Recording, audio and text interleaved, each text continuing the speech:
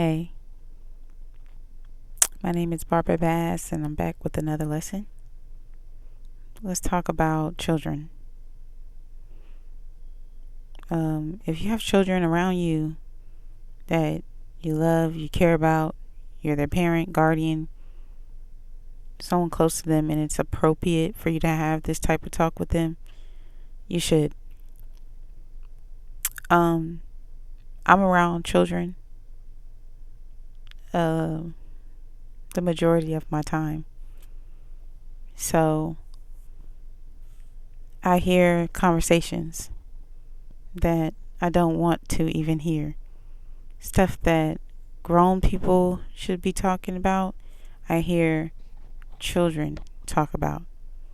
And it's not appropriate for me to say those things and repeat them. So I won't say them. But I'm going to talk about some things, and it's going to hint at the conversations that I've heard. You'll be able to put two and two together if you're smart, okay? So, you need to talk with your children about blackmail. Other students, other people, other grown ups, people that may live with you in the household, but maybe you're at work, so you don't see what's going on. Um, some of you may have cameras in your house, and so stuff is not going on, because the cameras. But for those of you who don't have cameras in your house, you need to talk to your children about what they do and being mindful and using wisdom, because we are in an age where people pull out phones, use phones, and record. And there are certain people at certain schools that make fake pages for the students at the school, and they'll put embarrassing moments, pictures of the students, the teachers, whoever, on these different apps and web pages and stuff. And so you need to tell your children to be mindful that they could be being watched and recorded at any time. And so it's just safer to be on their best behavior at all times, because you never know what is watching or recording you, and you don't want to be seen on video doing wild stuff you shouldn't be doing.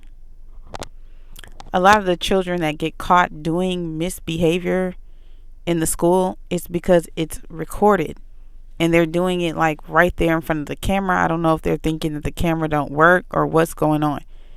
And then there's a lot of stuff where people take out their phones and record. So there's even instances where children are doing things that they think they're doing in private, and they're being set up and it's being recorded. So some children are dealing with, they're in high school, but they're dealing with people who, listen, you just need to be in your children's life and see who they're around, what type of friends they have, how old are these people. Do research. Put your children on game. Why are your children not put on game is the question. Put your children on game. Like, some of these kids, they have like these attitude issues. They use sarcasm as like some kind of mechanism, protection. I don't know. But some of these children, if you really study your children, you know them, you can tell when they become active, if you know what I mean, because they're just very, very boy crazy, girl crazy, very obsessed with whoever their boyfriend or girlfriend is. Like, there's just certain mannerisms that they have, and if you're smart, you'll be able to tell what's going on. And so you need to watch out for that. You need to teach your children how to protect themselves. Teach them the things that you didn't know. Teach them about consequences and outcomes of things that they choose to do. If they choose to do it. Um, Tell them about experiences. Show them videos. Show them movies. Don't just let them be on their phone all the time. Take their phones and teach them. Teach them lessons, real lessons about what happens to people and what kind of things happen when you sin, when you're out here being active, doing things you're not supposed to be doing. There's different things that come with being fast, doing things before the right timing, and you're not married. There's heartbreak that comes from being in relationships. There's, you know, people pleasing, wanting to be perfect. So, talk about, there's stuff in text messages that's being screenshot. There's just lots of stuff that you got to watch what you say to people. And these are the talks you should be having with your children, okay?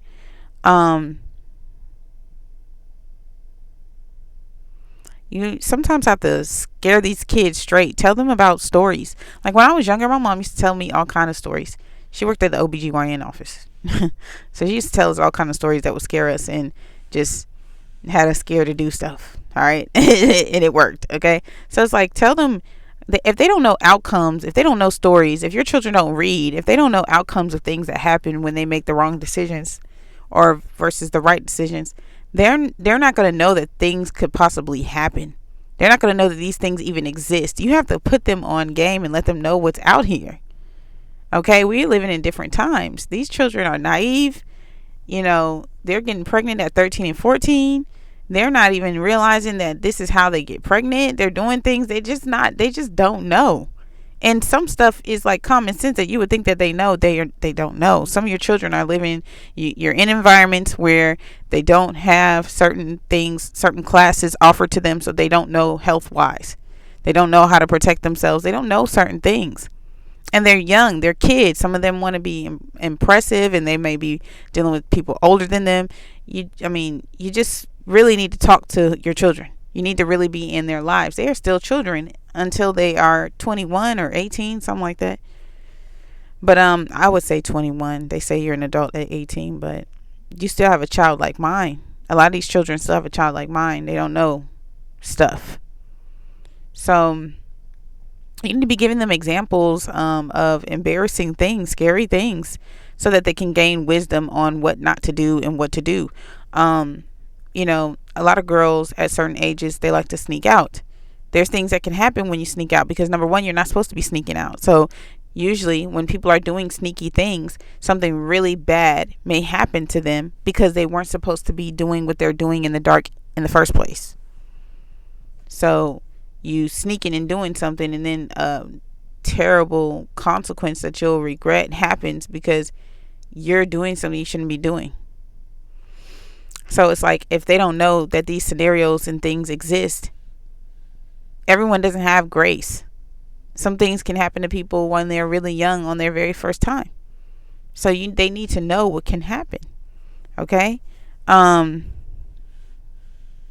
need to gain wisdom on what to do and what not to do. You need to teach them about things that happen online that never go away, that are online forever. Once it's recorded, once it's online or posted, it's on there forever. It's public. I heard a conversation going on with younger children, people, teenagers, and I heard a female say to a male, and they were boyfriend and girlfriend, "If you don't stay with me, that means you're going to cheat on me with someone else." And so she kind of blackmailed somebody's son, somebody's child, and said, because he was saying, "Hey, I need to go and do the right thing, and I need to go handle what I need to do and get back to what I need to do." And she says, "If you don't stay with me, meaning if you leave me, then that means you're going to go cheat with someone else." And he looked so confused. Poor thing. Young children being blackmailed, and the enemy using young children on each other at such a young age. Already these feelings of fearfulness, people pleasing, and just narcissistic behavior some of your children are dealing with, and you're not around them on a daily basis. You don't know what's going on in their lives. So you don't know that other children are doing things. I remember there was a group of kids that were afraid of this one student, and he did not believe in God, in Jesus, or anything. You need to be aware of the children around your children who don't believe in God, who are atheists, and what they're teaching your children, because a lot of children were afraid of this student or this person because it's a student, but they were afraid of him because he was the leader of so many different clubs in the school, and like if you didn't have the same beliefs as him, you couldn't get in. So if he was like an atheist, and like he could not stand how he was raised, he could not stand Christianity and religious people. So if you were kind of like a Christian, you were never allowed in any of the groups. He would not let you in. And so a lot of the students would like do people pleasing just to be cool with him so that they could get into groups, but a lot of them really didn't like him. So it's like you got to be aware of the people that are being used, that are being put in these high places, that don't like your children, are mistreating your children. I know something happened with my daughter where there was a student who was blackmailing my child, and yeah, I don't even want to talk about that because it's not really appropriate. But yeah, my own child was getting blackmailed, and she told me about it, and I had to like pull it out of her. She didn't really want to volunteer the information to me. So it's like, your kids be going through stuff, you got to talk to them, okay? But anyway, yeah,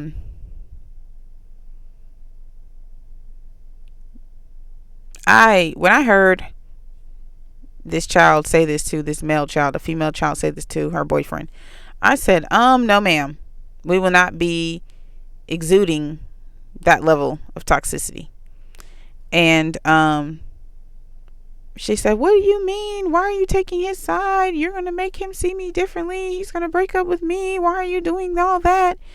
And she was just saying all this stuff. And I said, no, because I'm looking at him as if he were my own son. You know, I would want someone to say something if it were my own son. And I let her know, like, hey, he's got things to go handle.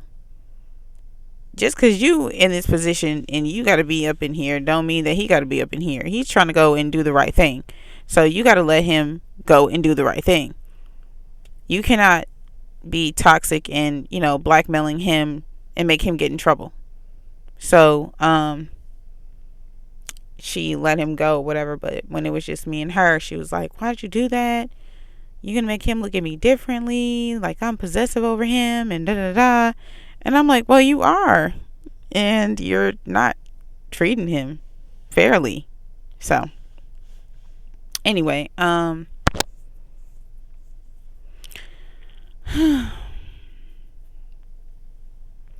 you got to talk to your children, because it's certain things I can't do and I can't say. I can't get into children's business and stuff like that. But I'm letting you know right now in this video, you need to talk to your children, because there's conversations, there's things be going on in school. You need to talk to them and see what's going on in their lives. Encourage them to write a journal and read it every day. I don't know, but you need to get into their lives and see what they're doing. And you need to pray over your children. Number one, pray over your children, take them to church, involve them, heavily in the church. Make sure they have a relationship with God, because that will make them, you raise them up in the right way, they'll never stray from it. They'll always return to it. And so they need to know about narcissistic, manipulative behavior starting at a young age. They